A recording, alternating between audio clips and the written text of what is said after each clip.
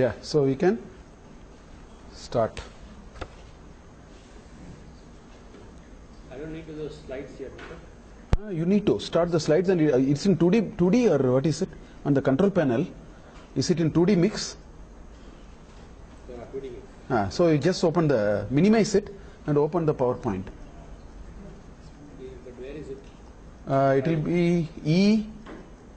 Go to E. And there will be in E. There will be some directory Dakshinamurti.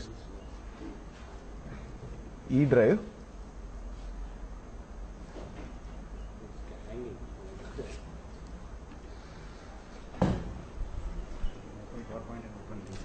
Yeah, recent. Yeah, PowerPoint recent. That will be better. Good. You can say cancel.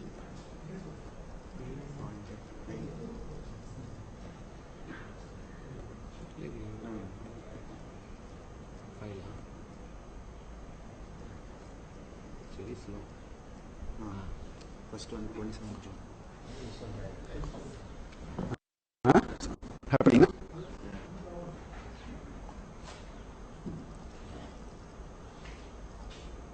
And put it on slideshow. Can we?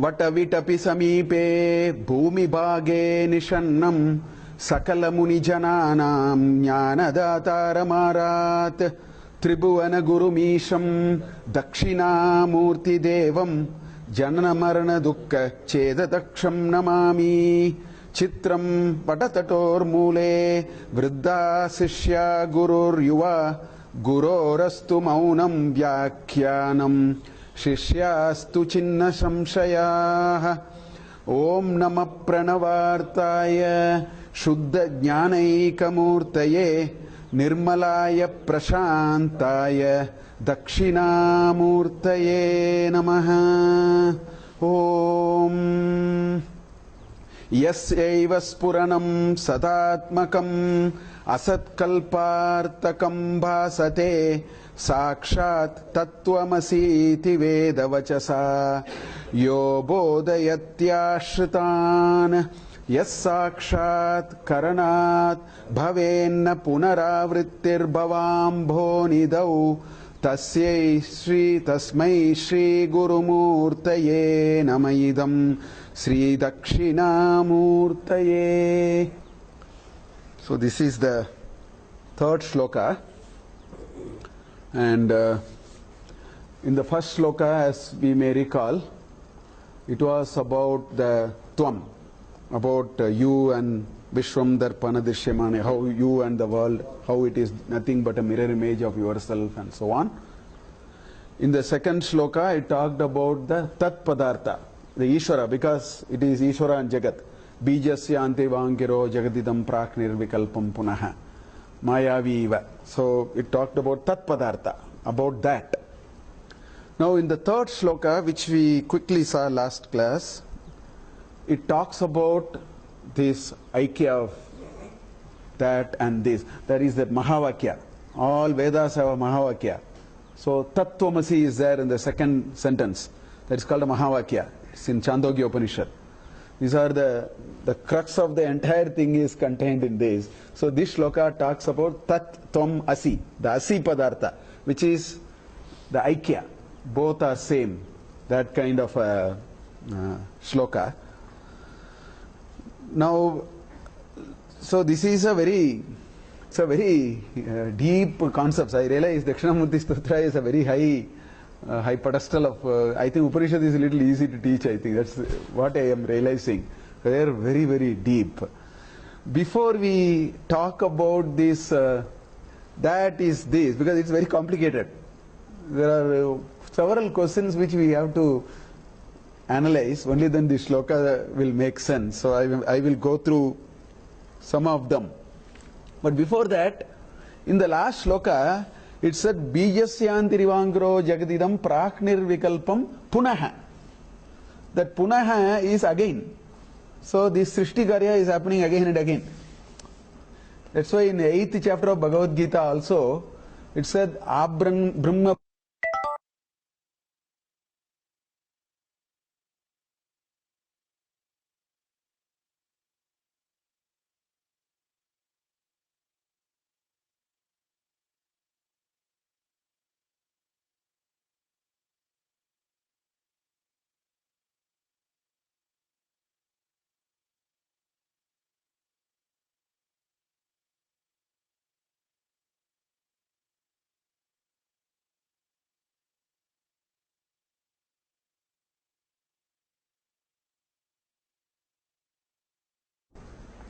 Can check whether it is coming, yeah? Power is off. Off will be on will be off.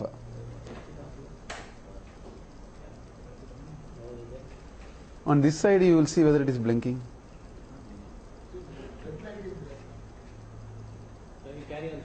Yeah. Okay. So, when we are in great despair, one switch is on is off and off is on.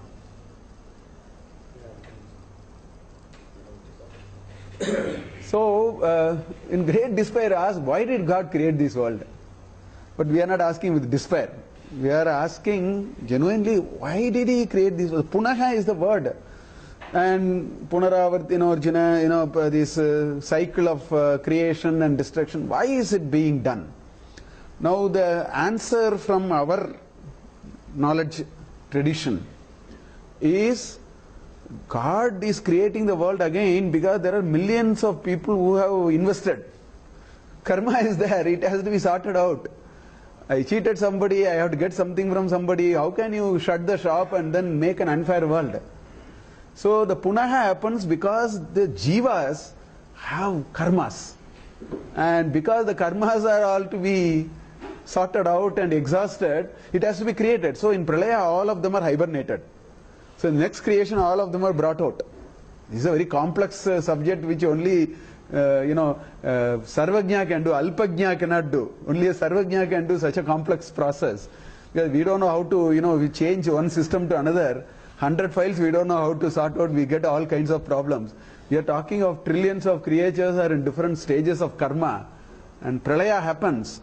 And they are hibernated. When next this creation of the universe happens, all of them are brought back with their, no files are missed, no files are cross-linked, everything comes properly. So I think as long as jivas have karma, so there are two implications. As long as jivas have karma, you will go through this process. So the only way to get out of that is karma kshaya. Vasana kshaya and karma kshaya has to happen. So that is what that punaha means. But there are many other questions which are to be now analyzed before we get into this shloka. The next question is, how did He enter into this world? Of course, let's say He created the world. And the question is, how did He enter into the world? Because in Taittiriya Upanishad also we saw it. Tadeva anupravishat. He entered into it. He created the world and entered into it. So the question is, how did He enter into it?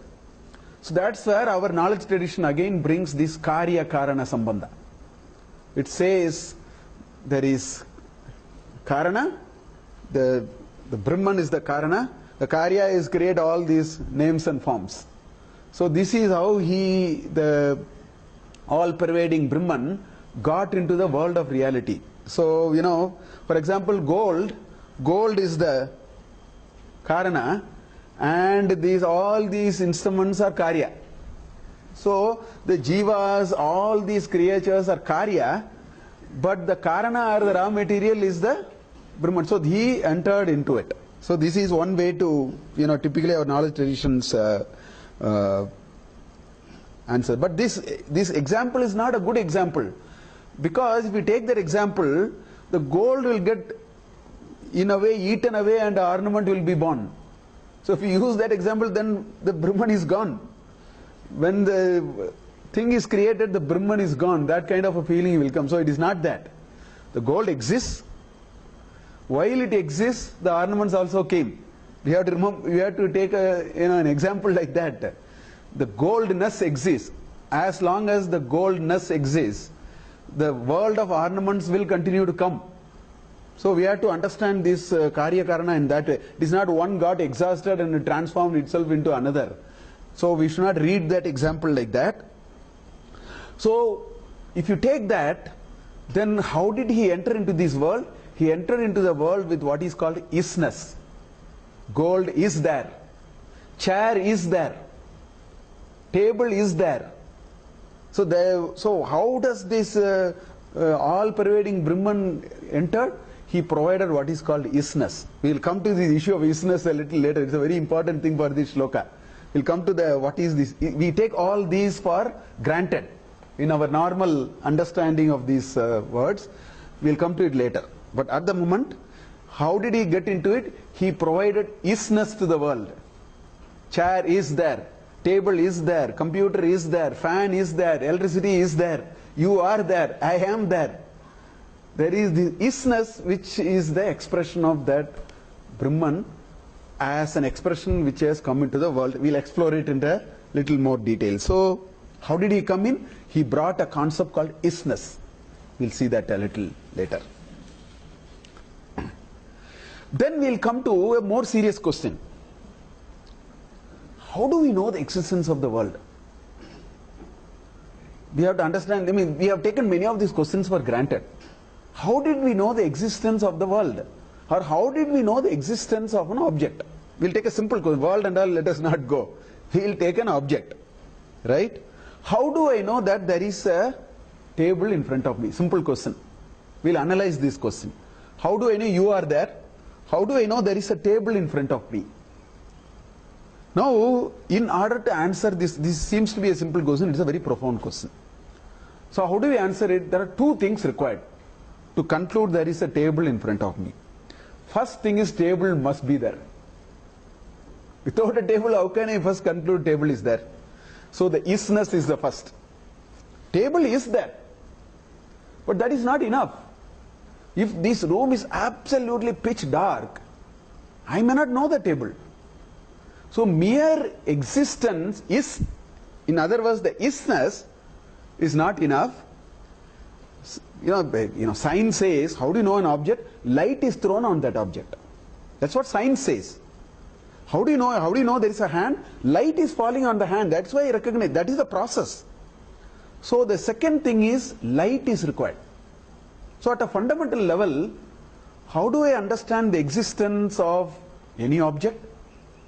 Existence of the world, existence of anything? You need two. One is, you should have the isness that must exist, so-called some physical form. And the second thing is, because if there is no table here, how am I going to see a table? If my friend is not here, I am not going to see him.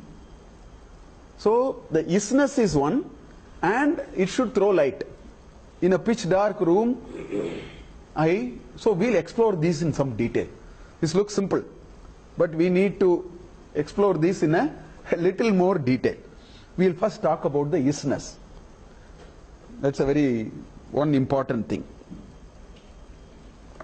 So let us say table is there. Where is this is coming from? So it's not English. I am not talking about the English. When you say table is there, we have to really understand, why do you use the word is? That is called isness. Astitva. Asandaha asti. Iti vayam vadamaha. Astitva kutaha agacchati. Where is this astitva? The isness, correct word in Sanskrita is astitva. How did you get this isness? So let us take a couple of examples to understand what this isness actually means. Suppose somebody gets me 4 garments. One pant, one nice t-shirt, maybe a nice kurta or something, and a nice shawl or something. There are 4 garments if they bring. And they tell me, sir, you take one of the 4. You take any one. Suppose I come and tell, I will take the thread. Suppose, what will be remaining? If I take the thread, you brought 4 garments, you said you take any one. Now I am telling you, yes, I will take the thread out of. I will take the thread, the balance is yours. Now if I take the thread, there is nothing left out. So then the question is, what is all this jumping up and down called this is a shawl and that is a kurta? That's the question now. Because if you brought 4 different garments, or if you bring 4 different gold ornaments, if you ask me to take something, I'll say I'll take the gold. The necklace is yours. You brought a ring, necklace, whatever, you take all of them, I'll take the gold. Suppose if we say like that, then in other words, what is happening now? The shawl, the kurta, or the table, if I take the wood out of the table is out. There is nothing like a table. So the table, the chair, the kurta, the shawl, the shirt and the t-shirt, these are all nama and rupa. They are just tags. They are just tags. It is just a name. It has a nama and a rupa. Because the moment you say shawl, it has a certain nama, and the nama is shawl. The rupa is possibly it is a plain sheet cloth with maybe 3 feet width and maybe 6 feet breadth or whatever. That is the thing comes to my mind. Moment you say a t-shirt, then I am able to think of with a collar and maybe short sleeves or whatever. That is the rupa, and the nama is t-shirt. So now, what is providing the existence to that? When you say t-shirt is there, the isness is provided only by the thread. If you remove the thread, if you say I will remove the thread, there is nothing left behind on the table. So if you look at the same way, so this is called sat. So the sat in the t-shirt is thread. Although I call it as t-shirt and shawl and kurta, these are all tags which we have used. Their sat, astitva or the sat is nothing but thread. Correct? That is what happens in the world of objects also. So we have to transform this same idea. The world of objects, the question is, who is providing that isness? Who provided the isness to the table, to the chair, to the OHP, to you, to me, to my brother, my sister, your father? Where is this getting supplied? It is coming from the karana. These are all karyas. A t-shirt, a shawl and a kurta is a karya. It has a specific vyavaharika angle. The karana is the thread. So, what is Paramatma? Paramatma shows itself through what is called isness. So the isness is actually the God there. Because if you remove it, nothing is there. Is not. Isness becomes is not there. So the simple word is in English, in a Vedantic sense, what it brings to a table or a chair or an object is it brings satta. It brings sat. The sat is provided by the Brahman. If you remove that sat, there is nothing for us to talk. So the world of objects must be understood exactly the same way. So when I said I have to know existence, existence must have isness. Now I am arguing the isness is nothing but God. He removed the God, the isness is gone. And as much as he removed all the clay, where is the pot? Pot is just a simple arrangement we have made for some purpose. In reality, the pot is indeed mud. He gave a shape, a rupa and a nama, and as though it is an independent entity which has come from somewhere and it has its own existence, we make all these assumptions. It is true of me also, it is true of you also. We have a nama and a rupa. There is a date of birth, there is a passport, all that is there. We have a nama and rupa, and we have gone to that extent to think, this is a very independent entity. There is a satta here. If you remove the satta, that's why, in Tamil Bhasha, settu poyachu. Sat poitu. That is actually, which has become like that. In Tamil Bhasha, they say, somebody settu poitar chilo. In Tamil, they say, illi kuda atarane. Settu hoidare ante heltare, Kannada-nalli. ಅದೇ ಹೇಳ್ತಾರೆ ಕನ್ನಡನಲ್ಲಿ. ಅಲ್ಲಿ ಏನು ಅರ್ಥ? Sat hogide. In other words, the isness is gone. If the isness is gone, there is no existence. So the first thing we have to understand is that that isness is coming into something else. It provides that enabling framework for akurta. The thread came in and provided you to call something as a kurta or a shal. So in the same way, the world of objects, that including you, and when I say world of objects, anything other than me. So all these are world of objects. There are so many people sitting here are world of kshetra. In Bhagavad Gita, I say kshetrajna and kshetra. So this is kshetra. It's a field. Field can include other people also. As far as I am concerned, it's a field. So when I say world of objects, it means any reality which is other than you, because you are yourself. We are talking about everything other than you.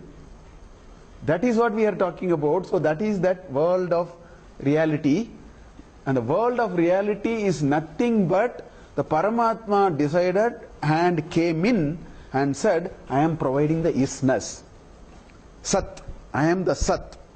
Moment I come in, the world popped up. Moment, that's why Sat hogide. Sat hogidru. Alde ee tara ನಾವು ಹೇಳ್ತೇವೆ ಕನ್ನಡನಲ್ಲಿ. Isness is actually Chaitanya, not the outer. No. Isness is Sat, not Chaitanya. It's not Chit. It is Sat. Outer. Huh? That is The Sat. That's why I said to recognize existence you need two things. First, it should be there. It should be there in some form. Who is providing that form? What is that form? So that form is Paramatma. It comes through what is called isness, and it gets into Nama and Rupa, and then we forget that. We think this is a reality and this is what it is. Different from that. Huh? This is different from that. That is how it is. The gold ornament is different from gold. Like we think like that. It is only a manifestation of a gold in a particular format. But we have distanced it. We think each one of it is different. Perhaps. So this is one part. The material formation is the is. The physical, or as an Hindu, every one of us, we have a world. What is that world? The world is Paramatma manifesting through isness. If the Paramatma decided not to manifest through isness, the world is not there for you. Now that is only one condition. Now the second condition is it should be illumined. That's the second condition now. The first condition is it should be there. So now I am arguing that the is there is nothing but the God. That is what is there. Otherwise there is no is there. It's not, it's out. Now the question is the light. The second condition is the light. It should be illuminated. If it is not illuminated, even if it is not there, even if it is there, I may not see it. I may not be able to see it. Correct? So now let's talk about that. So that's the second part, which is the light. These are the two conditions which are required. So now the question is, how did I know the table? We'll come back to the table example. Condition 1, table is there. God has been kind enough to provide the isness through a concept called wood. That wood is what He created. That wood started manifesting in different ways, and then it started showing itself as a table, a chair, a center table, a teapot, and things like that. Now the question is, what is the light? Okay, these two conditions are required for me to see the table. So what is the source of, what is the light? So we may say the light is sunlight. Because even these are all sunlight only. Sunlight comes in a different way. Now that is not a good argument, because if sunlight is the light which is okay, then wherever sun is able to light, that should be enough for me to see. And it need not happen sometimes like that. How do you see yourself? There is no sunlight. In fact, there is no need for sunlight. So the question is, what is the source of light, or what is this light that we are talking? That's the next question. I mean, in simple terms, here in a narrow sense, we may say sunlight. Then I will ask, where is the light coming to the sun from? Is it a derived source? Or one can keep on going. One can keep on arguing this question, and ask we have to ask what is this light now. So there is a famous Ekashloki. Adi Shankaracharya has one shloka called Ekashloki. We will see that. So it's a nice conversation. Look at this. One old learned person went to Adi Shankaracharya and asked about the source of light and who am I and things like that. So this is the shloka. Kim Jyotihi Tava. What is the source of light for you? Adi Shankara asked him. It's a question answer. It's actually a question answer. Kim Jyotihi Tava. What is your source of light? Then this man replies, Banuman Ahani Me.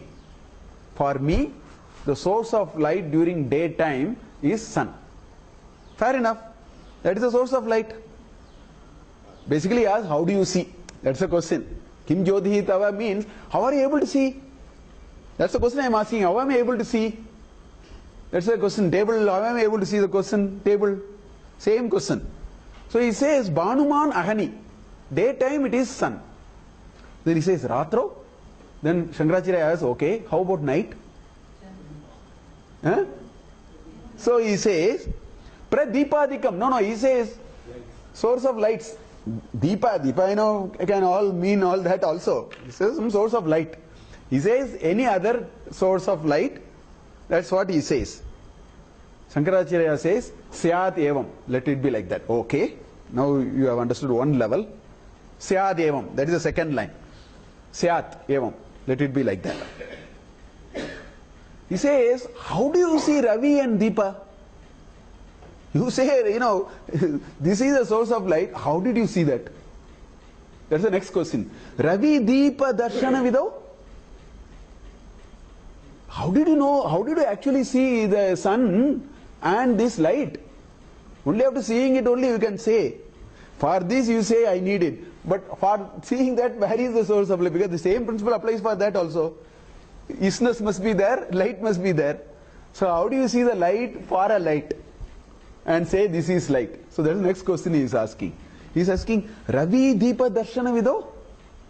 All you said Deepa and Ravi and all. How did you, what is the source of light for it? That's the question. Kim Jyotihi? He asks, what is the source of light with which you actually found the sun and also found this tube light? Okay? He says, Akyahi, Kim Jyotihi Akyahi, Me Chakshuhu. He says, my eye. This is my source. I could see the, this and the sun with my eye, and now say because sun is there, it is throwing light, all that I am explaining. Chakshuhu. Then Adi Shankara asks, Tasya Nimilina Samaye? You are now closing your eyes. What will happen now? Where is the Jyoti? When you close your eyes. So far okay. Tasya Nimilinadi Samaye? Now the first question is, when you close your eyes, is there light? 100%. How do you know? Dream. Actually there's a floodlit tournament I am seeing in the dream. 20,000 watts light. I am seeing in my dream a floodlit tournament. Where is the source of light? Please tell me. I have closed my eyes. Night time, switched off all the light. All the earlier arguments are gone. Ravi is not there. Deepa Darshana Vidau Nasti. Chakshuhu Unmilinam Nasti. Nimilinam Abhavata. I have closed my eye. No light, pitch dark. I am in the bedroom sleeping. I am seeing a floodlit tournament. Why? How did I see? Forget about the tournament light. I will come to it a little later. I am still seeing. Where is the source? That's what Shankaracharya is asking now. Nimilenadi samaye kim? Where is the source of light when you are closing your eyes? You are every day doing it. You are having your dream and where you see something and so on. Then he says, Dihi. No, my buddhi. He uses the word buddhi. Could be mind or whatever. He says, Dihi. He said, all right. How did you see the Di? Diyo Darshane? You said same rule must apply. Everywhere the rule, first principle applies. If you found a buddhi, it should exist and there should be a light. This is science. I am talking simple science. If I have to see this purse, it must exist, there should be light. That is true of my buddhi also.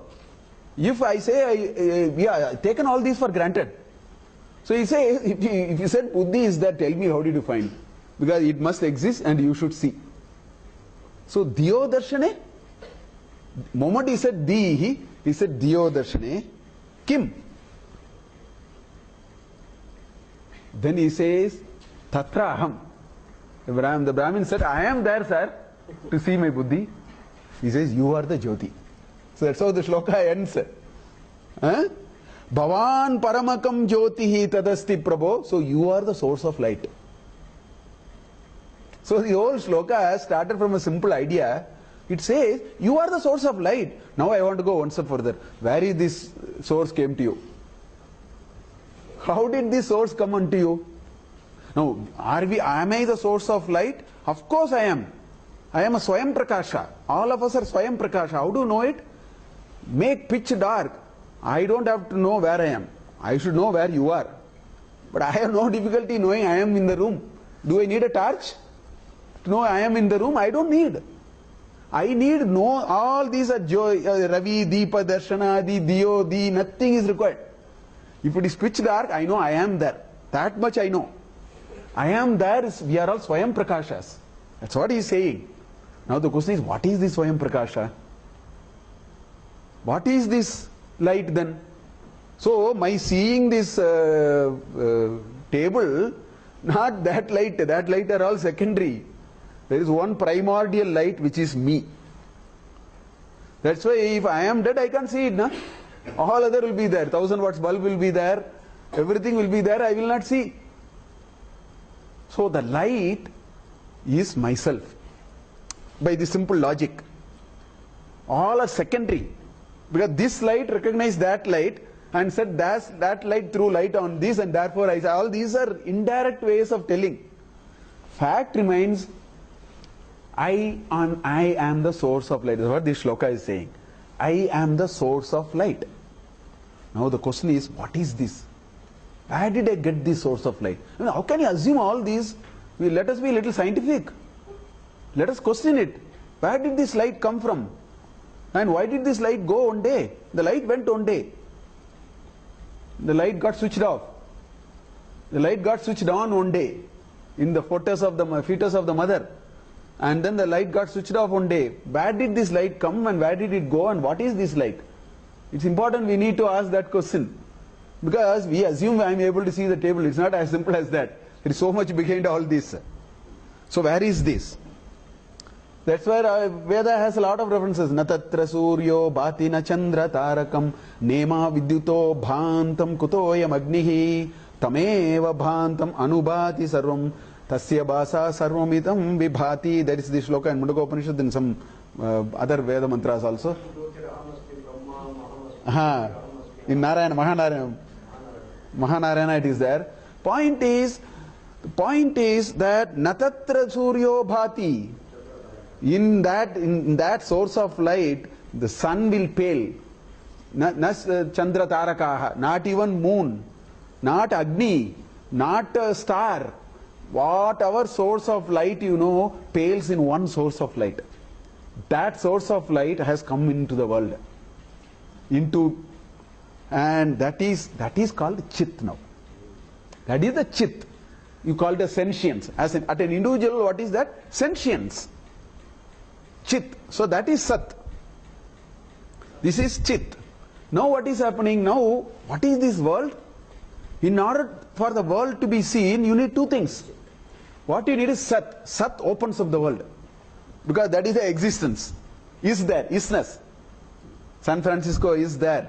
Would it be interpreted as this one, Milana of Prakriti and Purusha? Purusha and Prakriti, because Prakriti cannot be... Yeah, so, part of it within an individual, that is the split. Absolutely. There is a Sat and there is a Chit. So in other words, what is happening? The Chit enlivens and becomes the subject. The Sat enlivens and becomes the object. This is a world of subject and object. The Chit is nothing but subject. That's why finally he came to, I am the light. So I am now the observer. The observerhood which I picked up on myself is the expression of Chit. If you take the Chit, it's not there. The Prakriti may be in an inert stage. It may be there.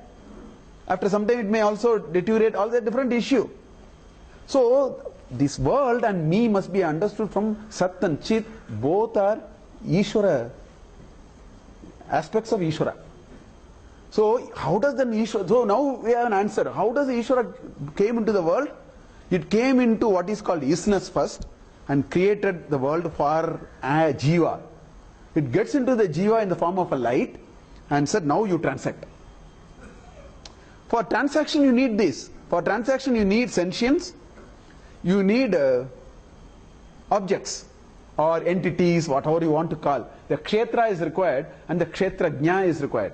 The kshetrajna is coming through the chit, which is nothing but that big light is going into so many forms.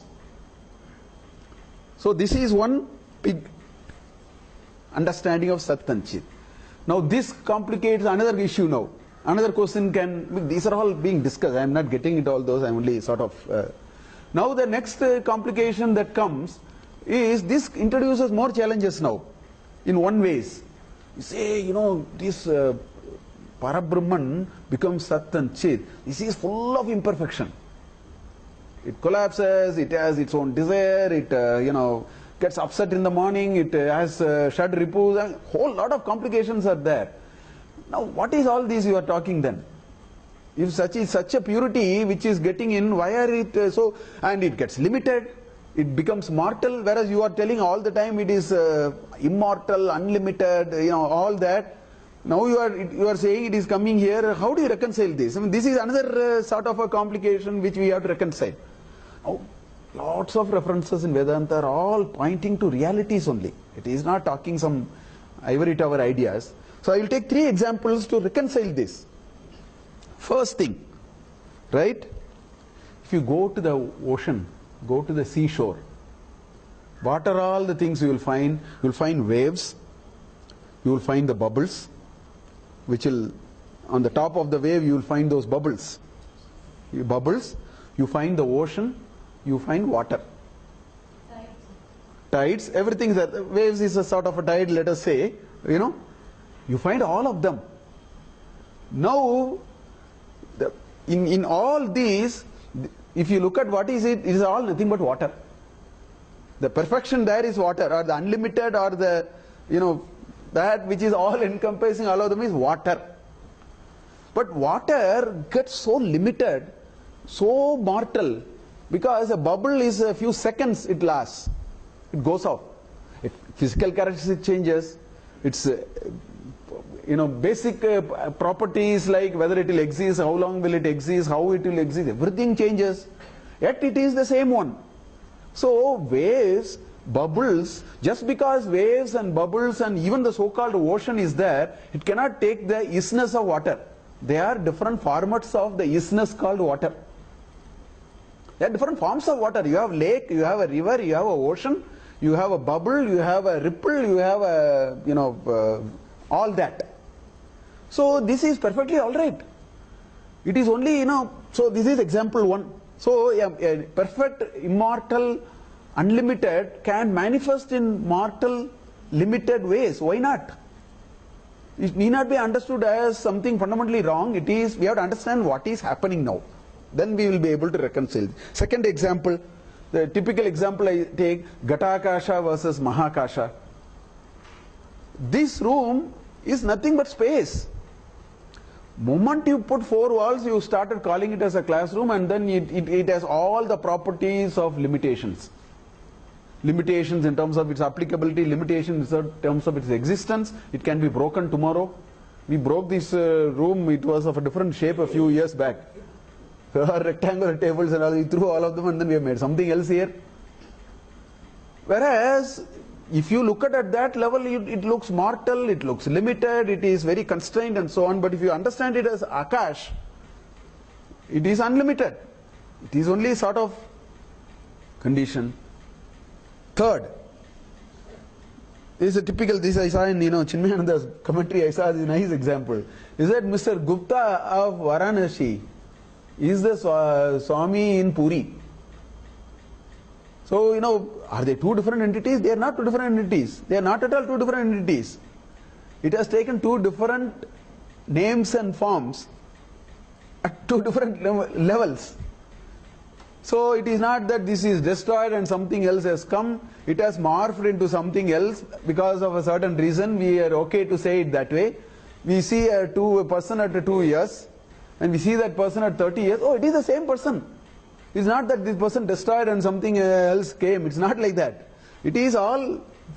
So this apparent conflict and apparent things are nothing unusual about things. So the point is, how do you reconcile it? This unlimited, immortal, all that we talk about Paramatma, moment it gets into an upadhi, moment it gets into an instrument, moment it gets into a conditioning part of it, how does it get into it? Through isness and through chit. That's why we explained that. It can be a source of light and make it sentient if possible.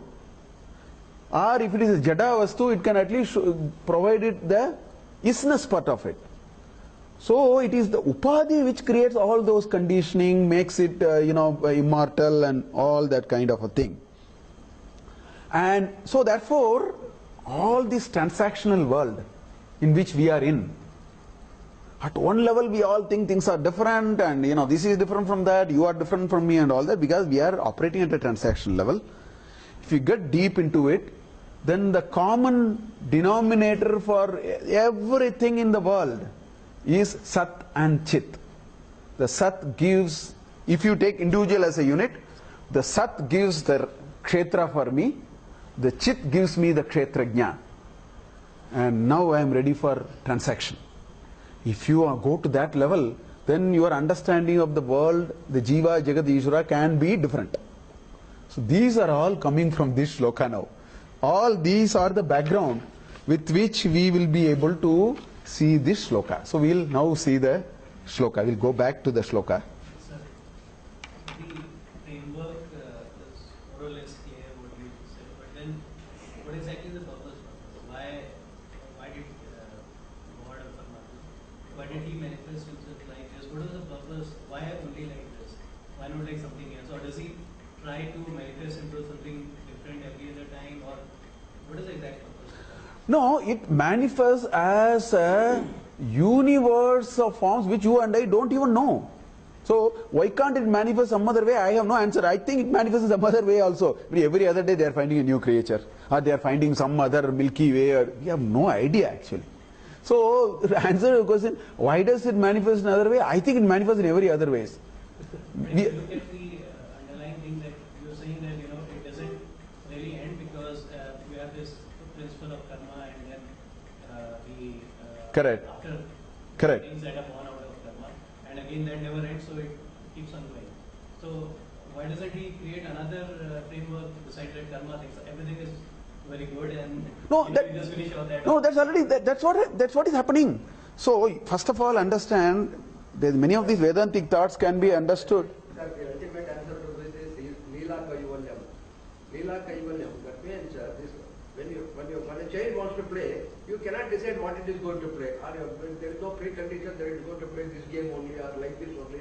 You give one toy to one child will play in one way, another child will play another way. So the God has it is Leela. It is in Visishtadvaita. It is explained like this Leela that it happens as Leela Kaivalyam. Leela Kaivalyam or Leela Vibhuti. It happens only because he desired it to be like that. That's all. So that is one way of bringing that transaction into play. That is the way to explain a version. But more importantly, please understand, all these rest on two cardinal principles. And those cardinal principles are Anadi and Ananta. Moment you take Anadi and Ananta are the two founding principles, right? Then what happens in the infinitum, absurdum and all that we are talking about now? So when you take Anadi Ananta as the framework, then what can happen is, for a unit, it may go out of this game. It may go to what you are saying and so on. But in an infinite, ad infinitum kind of a framework, this is an ongoing thing which has to happen. So the boundary conditions are not there, and there is no point in looking at the boundary conditions. So the action turns on what is the trajectories on which an individual can travel, given this Anadi and Ananta. So it is Anadi and Ananta, and the moment you bring Anadi and Ananta, then Because of Anadi, you cannot ask, how did it happen on day one? That question cannot be asked.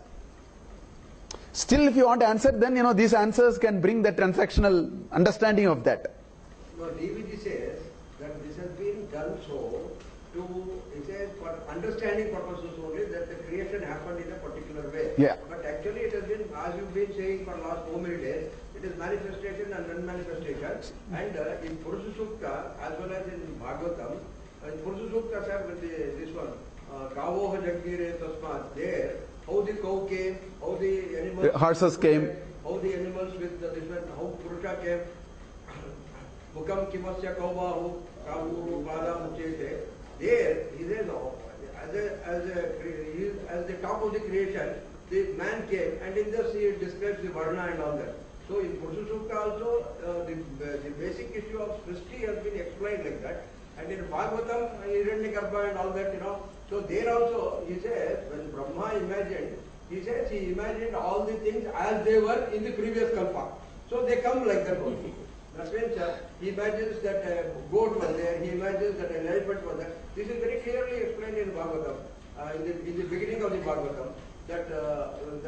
So all elements, that means he talks of birds, he talks of Garuda, he talks The of 16 different... all these things they came as such, and both Purusha Sukta as well as Bhagavatam, this point has been explained more clearly. Even he says, for example, in Purusha Sukta also it is very clearly explained that the creation doesn't happen just like that in one day. He says, for the sake of understanding of the people, he says that you assume it like that, like we postulate a theory, okay, start this, then you prove that has been there all along. Then the concept of Adi Ananta comes there.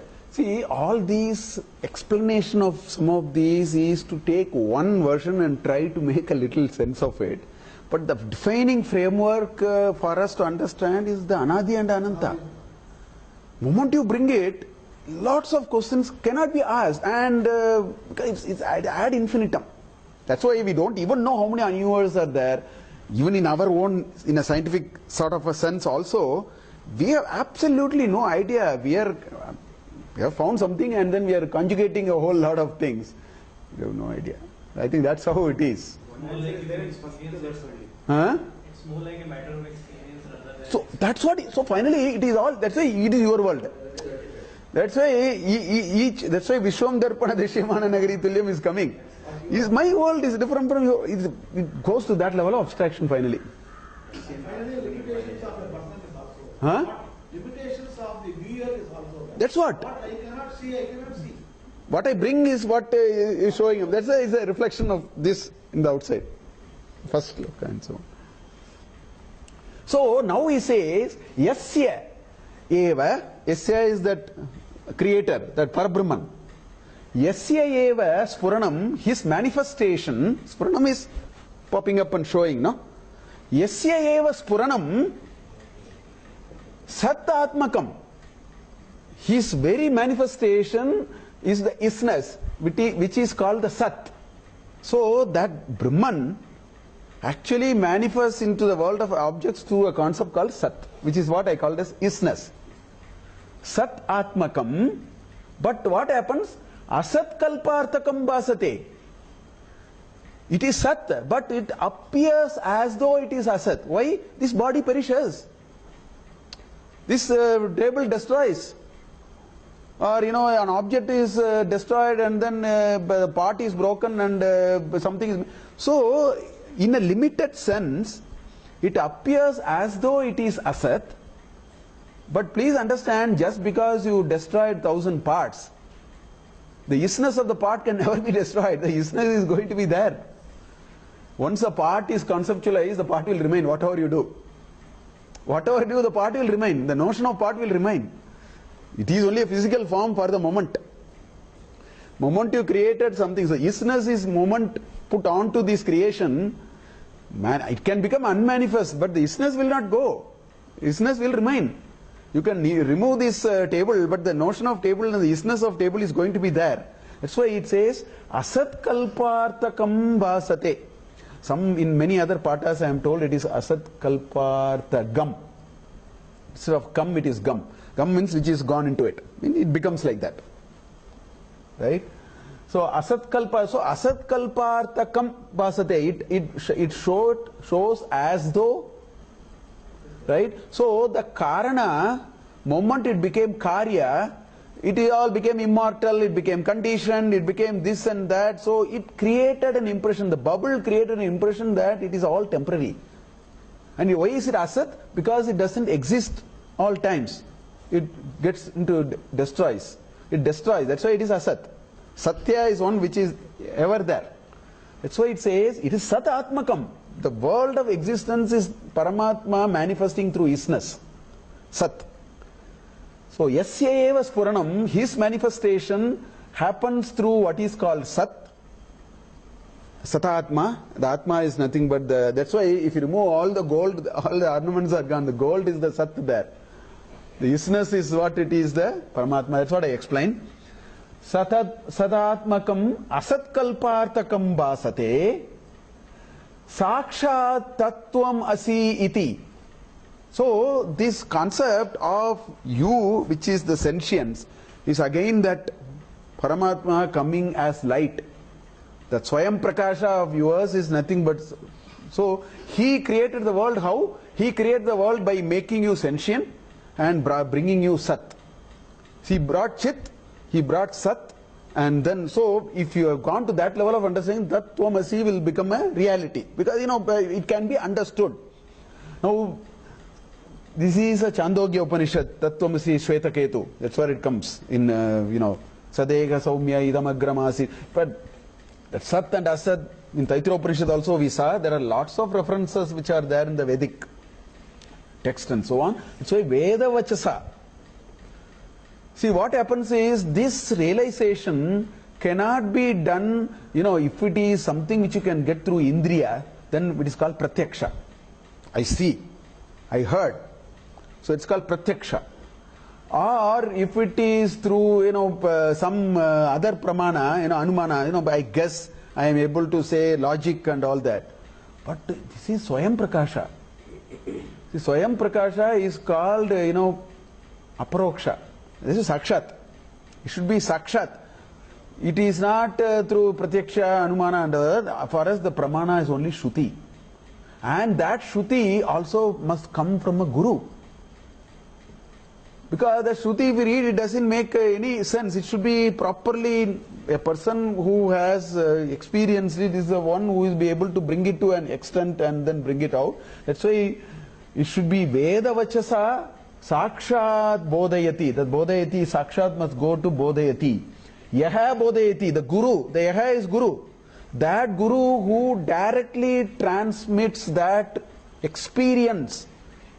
Because that Guru has gone through that experience, so therefore that Guru is able to transmit that experience. For whom? Ashritan.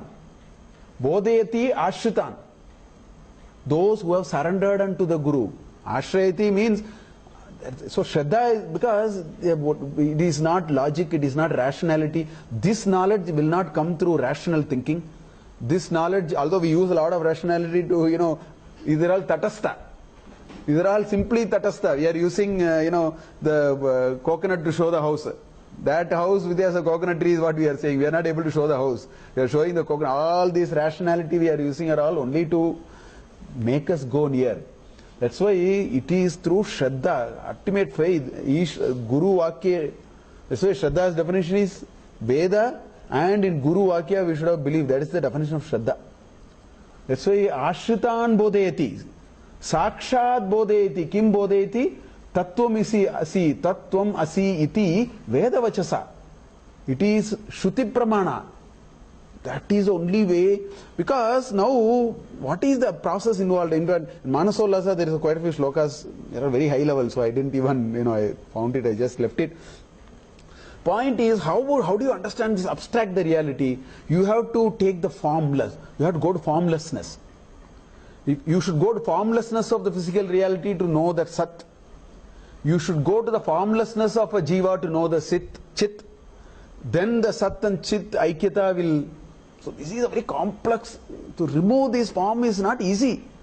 So that where the Guru will be able to bring that through the help of Shruti and so on, that's why it is saying, Yat Sakshat Karanat Bhavet once this experience is directly met with Sakshatkarana, is experienced directly by somebody, and that somebody experiences because of that Guru is nothing but Sakshat Parameshwara and Dakshinamurti. So what happens, what is the prayojana? Yes, Sakshat Karanat Bhavet. Something will happen. What will happen? Na punaravrittihi. This again and again thing, this cycle will not, we will not be subjected to this cycle. Punaravrittihi of what? Bhavambo nidau. Bhava amba nidau. Nidhi is a repository. Amba is water. Amba nidau is the ocean. Ocean is a large repository of water. So Amba nidau is ocean. Bhava amba nidau. Samsara ocean. Samsara sagara. There we will not get into. This idea must be inspired in us. This idea must be fired in us. That could be done only by a guru. By Sakshat Bodhayati. Tattvamasi iti Veda Vachasa. Ashritan. Yes, Sakshat Karana Punaravrittihi. Na bhavati. Bhavam bonidau. Tasmai. That guru is nothing but Sakshat Dakshinamurti only. For that Dakshinamurti we will offer our pranams. So that is the third shloka. I think 7 o'clock we will. I had some references from Manasolla. I don't know what pace, what will happen to this Dakshinamurti, I have no idea. But anyway, we will continue. Next week we will not have the class. I have some travel. So we will meet, I think 11th of July. 4th of July we are not meeting. Thank you. Stop it, sir. Can stop it.